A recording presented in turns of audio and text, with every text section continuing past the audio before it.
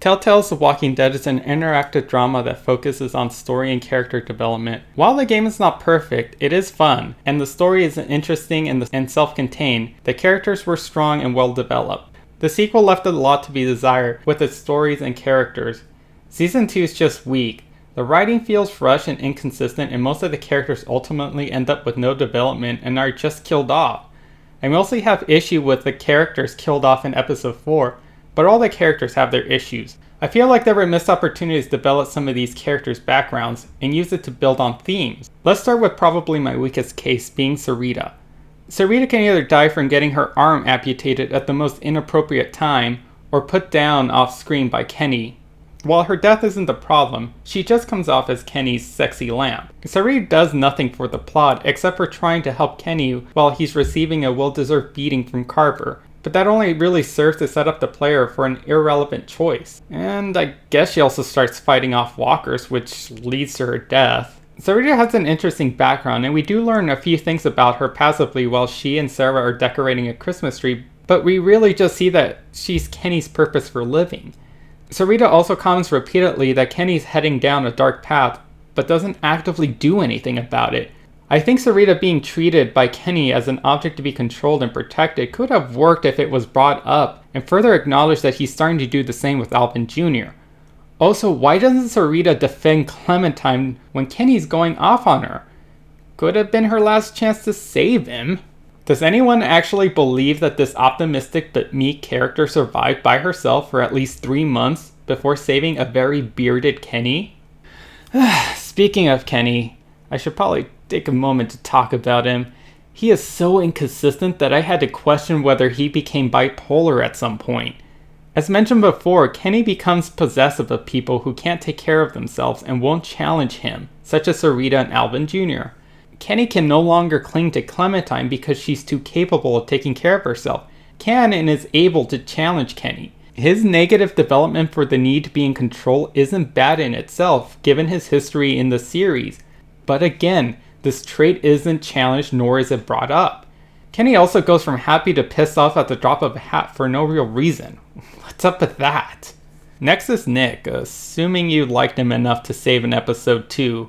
Nick is a hot-headed young adult who had to put his mom down after getting bit, gets told by his Uncle Pete that he has to man up before getting bit himself, and stupidly kills the friendly survivor Matthew. Nick can be forgiven by Matthew's partner Walter, after being convinced by Clementine of course, which later results in Walter saving Nick from a walker when he could have just let the walker kill Nick.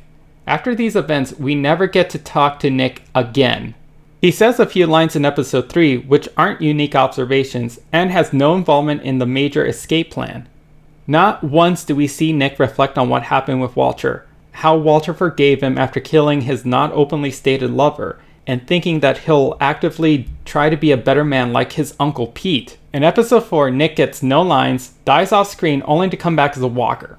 What exactly kills him? Who knows? Nick gets shot while escaping the hardware store and you think that's what killed him. But he manages to keep up with Luke, makes it to the trailer park, and Luke lets him go off on his own for help, so I'm gonna say no. That and Clementine survives a similar gunshot wound at a closer range. So I guess we'll have to assume that he got eaten by walkers despite showing no such signs. At least when Chuck died, we could tell what happened to him without Lee even thinking out loud. So what was the point of giving us the option to keep Nick alive, Telltale? At least Ben got a character arc, admittedly before his optional death, but at least Ben did things such as going with Lee to find Clementine or trying to protect the MacGuffin. He helps fend off walkers, and his death serves as character development for Kenny. Nick? Well, he works off screen and gets shot and dies. Sure, Rebecca and Luke are saddened by Nick's death, but no one's changed, and Clementine nor anyone else gained any development from Walter's forgiveness of Nick. Now on to the biggest offender of all, Sarah. Sarah serves as a contrast to Clementine as she is 4 years younger than Clementine, but acts as Clementine's age pre-apocalypse. That's mostly due to Sarah's father, Carlos, who has sheltered Sarah from the gravity of the zombie apocalypse somehow after 2 years. Sarah helps Clem get an antiseptic when her arm's torn open. Carlos is initially mistrusting of Clementine and wants her to stay away from Sarah and not talk to her, only to leave Sarah alone with Clementine in the following episode and never brings up his mistrust of her ever again. In the meantime, depending on how friendly Clem was with Sarah will show her a gun that she found and ask Clementine to teach her how to use it. If the player agrees, Clem will teach her the same things that Lee taught her. Clem's interactions with Sarah pick up in episode 3, where Clem can reassure Sarah or tell her to grow up. At the end of the episode, Carlos is killed right in front of Sarah while escaping from the hardware store, causing her to run off with Luke and possibly Nick behind her. She locks herself in a trailer and refuses to budge even though walkers are about to break through the trailer. Jane will tell Clementine to leave Sarah behind because she will only hold her back in the long run and drag Clem down with her. Clem can then choose to leave her behind, which is a hard but understandable choice, or Clem can slap her out of it and get Sarah to leave with them. Jane will remark that saving Sarah might come back to bite her if the same situation happens again, which Jane is sure will. Given Sarah's mental state afterwards and her denial of her father's death, it's most certain that Jane is right and Sarah might end up in the same situation and get someone killed. Or maybe Clem's words and training might get through to her and give Sarah a fighting chance to step up, start trying, and grow up. Nope! She gets caught in the deck falling apart. How unfortunate. Clem can have the option to ask Jane to save her, which might give Sarah a fighting chance and warm Jane's heart. Oh no. What are the chances? Maybe if other people actually try to help. I'm looking at you, Mike. So again, an example where we have the potential build-up for a character arc for either Sarah, Clem, or both. Clem could have either tried to build up Sarah to learn to survive, or tried to continue to shelter her, like Carlos, which could have led to Sarah trying to fight off walkers but getting herself killed, but maybe teaching Jane that people can change. Or, alternatively, proving Jane right that Sarah would clam up again and get someone else killed like Bonnie or Nick, thus teaching Clementine that she might have to make the hard choice and give up on someone, like say a baby.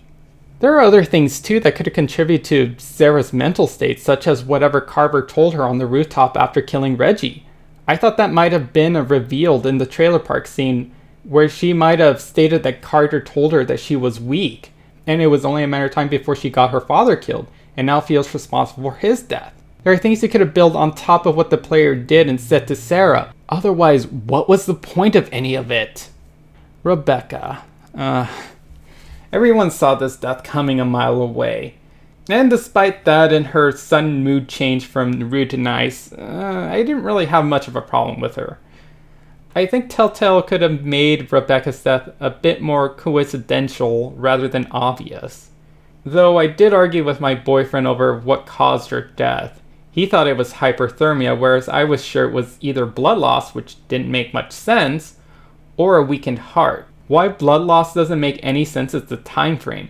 If the group leaves the next day, Rebecca dies. But if the group listens to the opinion of an 11-year-old, they wait a few days and Rebecca dies in the exact same place. That's not how blood loss works. If Rebecca was internally bleeding, she would have died in those few days. You can argue that moving around might have made her bleed out more, but if they waited a few days, I think Rebecca would have noticed that she was bleeding out in that time, even if she wasn't walking through the snow, and might have addressed the issue. While we're on the subject, why is the amount of snow the same regardless which day the group leaves? And could a lake become frozen enough to support a person walking on it in one night? I'll also briefly bring up some of the other main characters. Alvin is Rebecca's wife and doesn't do much other than wait on his pregnant wife. He killed one of Carver's friends, which is why Carver has a vendetta against him, though that could also be because he's Rebecca's husband. Does anyone actually believe that Alvin killed someone? He's just so passive, and his only real moment is his optional death where he kills off some guy after parting words with Clementine. Pete gets good characterization for the small amount of time he's alive. He's hard, but a good person. He's tough on his nephew because he cares about him. Bonnie, she takes a few steps backwards in character from the small character change after telling Clementine that she can trust her, only to leave her in the snow after Arver shoots her, regardless of whether Clem tried to save Luke or not. Yeah. Luke is a good person trying to do what's right as a leader, and we learn a lot through his actions. But there is something I noticed about how we learn about Luke. Luke never tells Clementine anything about himself. We learn about Luke through other people, such as Nick, who talks about his history with Luke and what they were doing before the outbreak. Now, this can be a good thing, learning about characters through their actions and through conversations with other people rather than having the character give us an exposition dump about their whole life story. But that's how we learn about every new character in Season 2.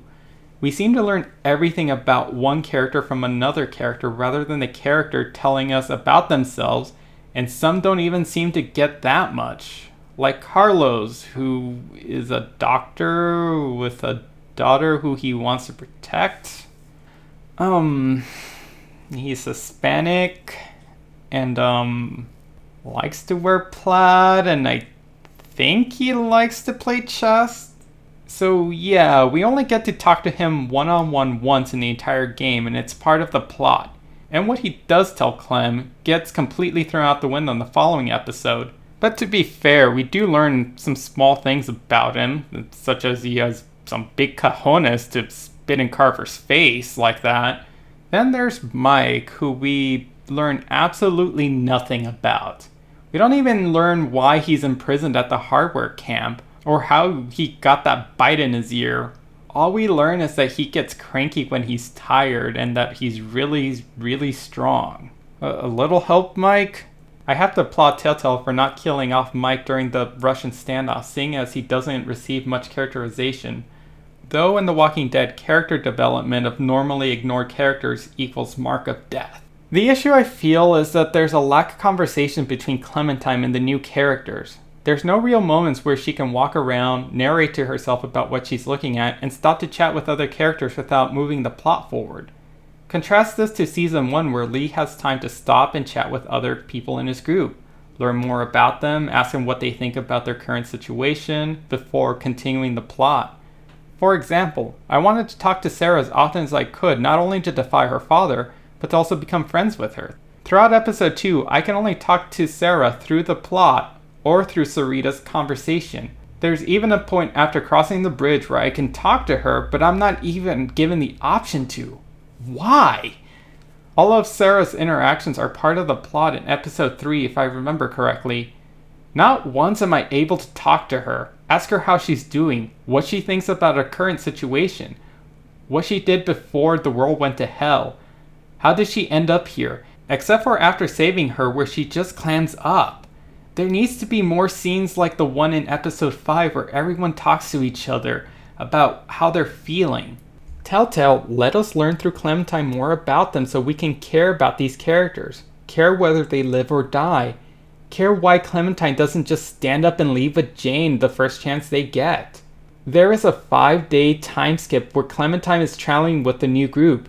Did she learn more about their group enough to care about staying with them? I don't know, because I never got to see any of it.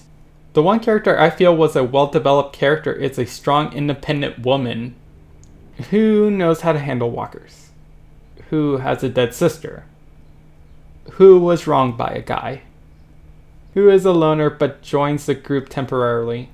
Okay, so Jane seems like a blamed copy of Molly. Now, I love both characters, and I think they're different enough from each other not to be carbon copies, but next time Telltale change the backstories a bit more. Anyways, where Jane differs from Molly is that we see Jane grow as a person. Jane comes back to the group because she cares about Clementine, despite her concerns of going through the pain of loss if something were to happen to Clem. Jane has a character arc. A small one since she only really had like 2.5 episodes to establish her character, but a character arc nonetheless. Compare this to Kenny, who has 3.5 episodes and goes from subtly dark and crazy to just dark and crazy, only acknowledging the character growth that he had in Season 1, but not seeing the growth in Season 2, and not seeing more of what leads into a darker path. The problem, I think, is that we don't see more interactions between Kenny and Sarita. We get the scene where he yells at her and she just shrugs it off, but we're not shown a reason why he's acting like that. Maybe if we saw Sarita doing more and putting herself in danger, having close calls and having Kenny worked up about it, then have something happen to Sarita, like get beat up alongside Kenny at the hardware store. Afterwards, we see Kenny and Sarita interacting with each other, having Sarita trying to keep Kenny together, and Kenny trying to go down the dark path leading to the final confrontation with Carver. But I digress. The only inconsistency I see with Jane is that she's upset over killing Vittel, but no issues with what she did with Troy because shooting at Clementine isn't wronging her? Whereas we only know that Troy is a jerk and it's implied that he only wanted to exploit Jane for sexual reasons. I guess I should take a moment to talk about our protagonist, Clementine. She doesn't really grow so much in this story as she just does things depending on what the player thinks is right. I mean, I guess that's no problem since Lee in the first game is just a good guy with some rage issues, and at the end of it, he's still a good guy with rage issues who just passes the torch down to Clementine, and she's carrying that torch, making her choices, doing what she thinks is right, but ultimately, no real character growth unless you want to argue that the final choices that she gets to make kind of change her character and set her up for different character traits.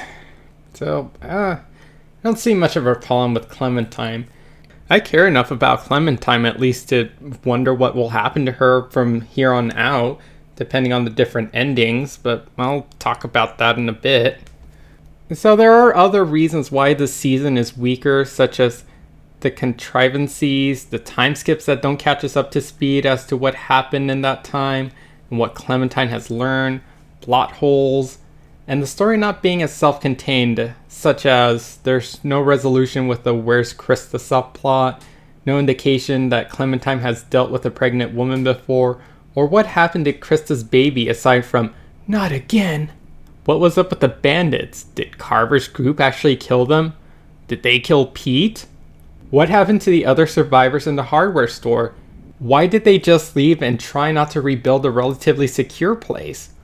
What was the point of the 400 days characters? I can understand all the unanswered questions if one of the themes of Season 2 was uncertainty, and how in life there isn't always closure, but that never comes up. Overall, I'm disappointed in Season 2. Is it a bad game? No, it kept me entertained for a few hours per episode, and it's different to play as a kid in a very dark world, fighting in different ways. But the lack of character, that just makes me not want to replay it to see how different choices make people react differently. I also don't know where Telltale could take the story with the multiple endings.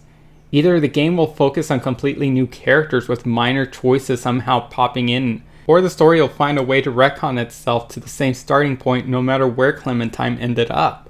I don't like that I'm pessimistic about potential future installments of a Telltale game. I can't help to feel that the poor writing is due to Telltale working on 4 major franchise games at once.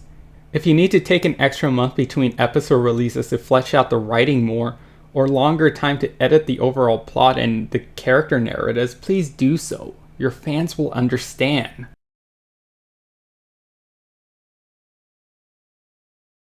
I can't leave my friends. What? Of course you can't. They can stay too. No. Honey. Change places!